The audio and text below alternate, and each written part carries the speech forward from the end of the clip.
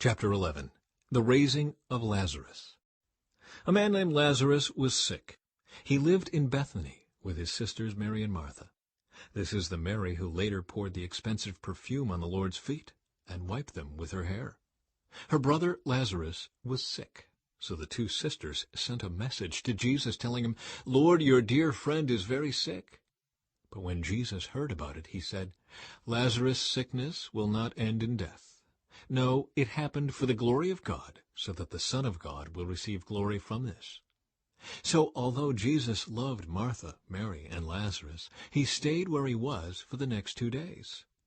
Finally, he said to his disciples, "Let's go back to Judea." But his disciples objected. "Rabbi," they said, "only a few days ago the people in Judea were trying to stone you. Are you going there again?" Jesus replied, "There are 12 hours of daylight every day. During the day people can walk safely.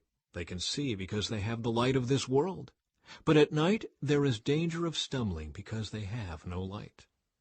Then he said, "Our friend Lazarus has fallen asleep, but now I will go and wake him up."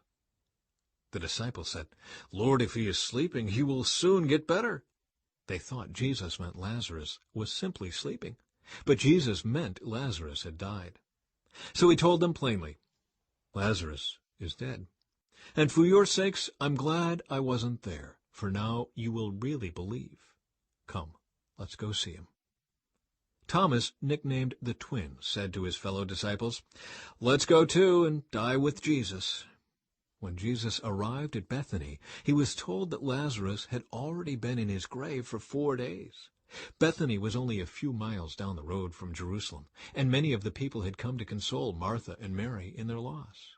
When Martha got word that Jesus was coming, she went to meet him, but Mary stayed in the house. Martha said to Jesus, "Lord, if only you had been here, my brother would not have died. But even now I know that God will give you whatever you ask." Jesus told her, "Your brother will rise again." "Yes," Martha said. "He will rise when everyone else rises at the last day."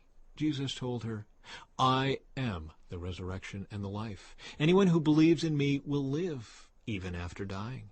Everyone who lives in me and believes in me will never, ever die." "Do you believe this, Martha?" "Yes, Lord. She told him. I have always believed you are the Messiah, the Son of God, the one who has come into the world from God." Then she returned to Mary. She called Mary aside from the mourners and told her, "The teacher is here and wants to see you." So Mary immediately went to him. Jesus had stayed outside the village at the place where Martha met him. When the people who were at the house consoling Mary saw her leave so hastily, they assumed she was going to Lazarus' grave to weep. So they followed her there. When Mary arrived and saw Jesus, she fell at his feet and said, "Lord, if only you had been here, my brother would not have died." When Jesus saw her weeping and saw the other people wailing with her, a deep anger welled up within him, and he was deeply troubled. "Where have you put him?" he asked them. They told him, "Lord, come and see."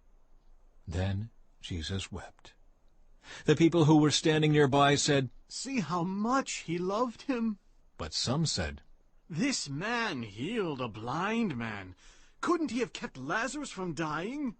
Jesus was still angry as he arrived at the tomb, a cave with a stone rolled across its entrance. "Roll the stone aside," Jesus told them. But Martha, the dead man's sister, protested. "Lord, he has been dead for 4 days. The smell will be terrible." Jesus responded, "Didn't I tell you that you would see God's glory if you believe?" So they rolled the stone aside. Then Jesus looked up to heaven and said, "Father, thank you for hearing me. You always hear me, but I said it out loud for the sake of all these people standing here, so that they will believe you sent me." Then Jesus shouted, "Lazarus, come out!" And the dead man came out, his hands and feet bound in grave clothes, his face wrapped in a headcloth. Jesus told them, "Unwrap him and let him go." The plot to kill Jesus. Many of the people who were with Mary believed in Jesus when they saw this happen. But some went to the Pharisees and told them what Jesus had done. Then the leading priests and Pharisees called the high council together. "What are we going to do?" they asked each other. "This man certainly performs many miraculous signs. If we allow him to go on like this, soon everyone will believe in him. Then the Roman army will come and destroy both our temple and our nation." Caiaphas, who was high priest at that time, said, "You don't know what you're talking about. You don't realize that it's better for you that one man should die for the people than for the whole nation to be destroyed."